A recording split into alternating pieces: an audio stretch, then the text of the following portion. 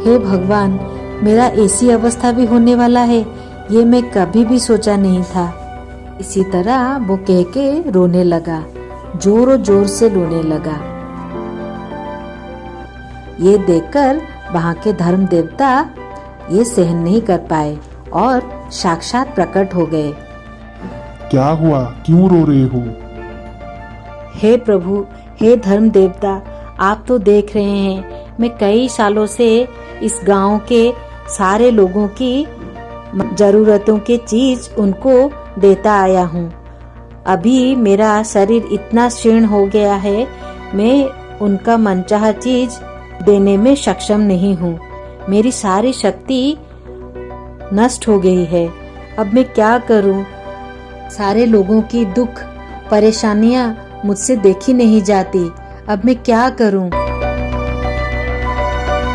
ठीक है, इस गांव के पास जो जंगल है, उस जंगल में गुफा है।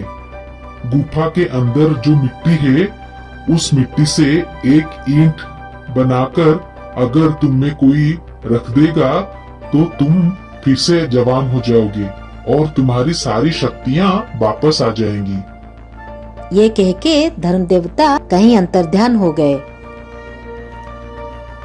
ये सुन के पेड़ का कुआं ने कहा, अरे ये कैसे संभव है? वो जंगल के पास कौन जाएगा? मैं तो नहीं जा सकता। वो जंगल के पास कौन जाएगा? वो गुफा से कौन मिट्टी लाएगा? ये सोच के वो फिर से रोने लगा।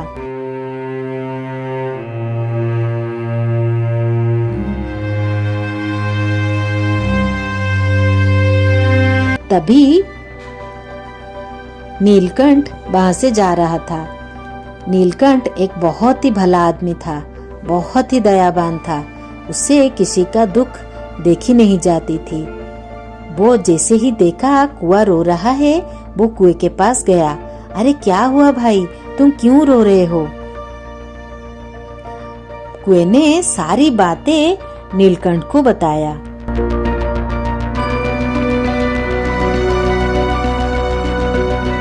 नीलकंठ ने जैसे ही सुना, तुरंत वो निकल पड़ा जंगल के लिए और जंगल में बहुत घूमने लगा। घूमने के बाद भी उसको वो गुफा नहीं मिली। तभी शाम ही हो गई थी, अंधेरा होने वाला था। रात हो जाएगी तो उसको कुछ भी नहीं दिखेगा, जंगल में चारों ओर अंधेरा हो जाएगा। तभी अचानक उसे कुछ पहाड़ जैसा दिखा। नीलकंठ तुरंत ही उसी ओर चल पड़ा और जैसे ही उसके पास पहुंचा, देखा वही गुफा है। तो वो उसके अंदर गया और वहां से थोड़ा मिट्टी लाके वहीं पर ईंट बना ली और उसको लाके कुएं के ऊपर रख दिया। जैसे ही कुएं के ऊपर रखा तो वो कुआं तुरंत ही एक नए कुआं में बदल गया।